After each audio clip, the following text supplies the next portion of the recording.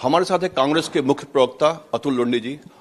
अतुल जी, मुंबई की पहली बरसात में सभी इलाकों में पानी भर गया और मेट्रो में पानी भर गया और उसको लेकर पक्ष और विपक्ष दोनों में आरोप प्रत्यारोप चल रहा है, उसे आप कैसे देखते हैं? देखिए, आरोप प्रत्यारोप की बात छोड़िए, वास्तविकता तो नहीं भूल सकते हम।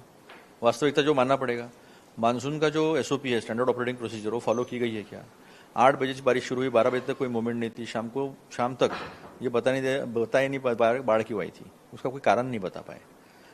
मेट्रो में 3 एग्जिट 3 एंट्री पॉइंट्स होते हैं, 2 ही पॉइंट है, तो क्या किसी इंजीनियर ने, किसी कंसल्टेंट ने, किसी कॉन्ट्रैक्टर ने उसका इंस्पेक्शन किया था? नहीं किया था। मंत्री क्या कर रहे थे? डिजास्टर मैनेजमेंट डिपार्टमेंट क्या कर रहा था? मौसम विभाग बताता है ऑरेंज अलर्ट, होता है रेड अलर्ट। हवामान ने भी, मौसम विभाग ने भी इनके ऊपर सर्जिकल स्ट्राइक कर दिया। भुगतना लोगों को पड़ रहा है। कौन बताएगा ये सारी बातें? और किसी के ऊपर कोई कार्रवाई नहीं होती है। आपको उद्घाटन करना था, खूब आपको वाहवाही बटोरनी थी, परसेप्शन क्रिएट करना था। कीमत कौन चुका रहा है? कीमत महाराष्ट्र की जनता, मुंबई की जनता चुका रही है। गोवंडी में, बांद्रा में और जूहू में जिस तरह से जलभराव हुआ, आप काम चल रहा वहाँ पे, आपको पता नहीं था? बारिश अचानक से आ गई। इतना मौसम विभाग के पास इक्विपमेंट्स है कि पहले ही पता चल जाता है 5-6 दिन पहले कि साइक्लोन फॉर्मेशन कैसे हो रहा है, फॉर्मेशन क्या हो सकता है, क्या नहीं हो सकता है। तो झूठ बोलना, करप्शन को सपोर्ट करना, उसको प्रोटेक्ट करना, ये सारा धंधा जो है वो मुंबई में, महाराष्ट्र में चल रहा है। स्पष्ट तरीके से किसी के ऊपर कोई एक्शन नहीं होती। क्यों नहीं होती? एक्शन क्यों नहीं होती? ये सारे तो मुद्दे मैं सामने रख रहा हूँ। सबको पता है, पूरे अभी कुछ ही हाल ही दिनों में जो इतिहास है वो ये है कि मानसून में मुंबई में 100 मिलीमीटर का बारिश कम से कम 3 बार होता है। फिर कैसे? ये तो 40 मिलीमीटर की कम पानी बारिश में भी बह जाएगा वो मेट्रो स्टेशन। फिर क्यों बख्शा जाता है सबको? क्यों प्रोटेक्ट किया जाता है? मंत्री से लेके कंसल्टेंट तक, कॉन्ट्रैक्टर तक क्यों किया जाता है? क्यों एक्शन नहीं होती है? और आप कहते हो कि मेरे इसमें कोई भ्रष्टाचार करे, कोई कुछ खामी रखे तो हम वो होने नहीं देंगे, हम छोड़ेंगे नहीं। 0 टॉलरेंस फॉर करप्शन बोलते हैं, लेकिन यहाँ तो पूरा 100% टॉलरेंस दिखता है। शिवसेना शिंदे गुट का बोलना है कि 20 साल जो है शिवसेना उद्धव गुट की सरकार थी, सत्ता पे थे वो बीएमसी में, इसीलिए ये हालत हुए हैं। उसे आप कैसे देखते हैं? ये पांचों की पांचों उंगलियां खुद की तरफ लेकर मैंने ही भ्रष्टाचार किया है, ऐसे बताने वाली बात है।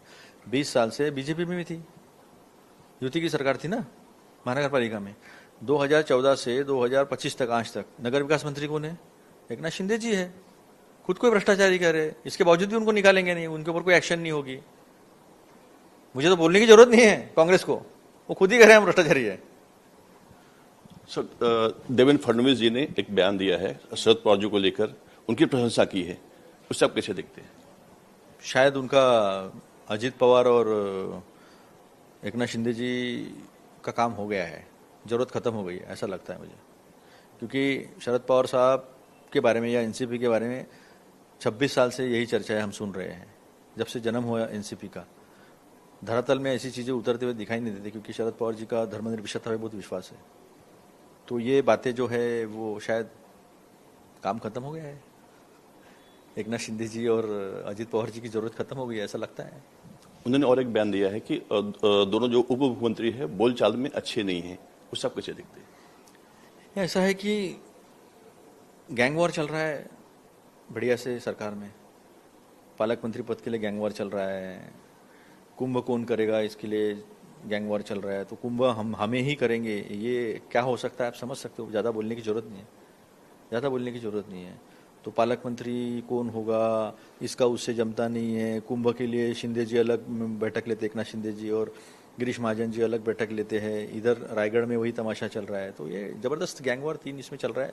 जनता मरे जिंदा रहे, कोई लेना देना नहीं है। मुख्यमंत्री देवेंद्र फडणवीस जी बोलते हैं हम करप्शन नहीं होने देंगे और उसे रोकेंगे, वहीं शेषाट जी के जो बेटे हैं उन पर करप्शन का आरोप लगा है। सबके बेटों की एक बार जांच हो जाए। 2014 के बाद किसने किसने कितनी कितनी जमीनें कहाँ कहाँ किस किस के नाम से खरीदी है, ये जरा एक इंक्वायरी कमीशन बिठाए और सबके बच्चों की इंक्वायरी कराए देवेंद्र फडणवीस जी। सारा का सारा मंत्रिमंडल वैसे ही मिलेगा। तो ये थे अतुल लोंढे जी। कैमरामैन संतोष डिसले के साथ अंजन कुमार मिश्रा, आवाज इंडिया, मुंबई।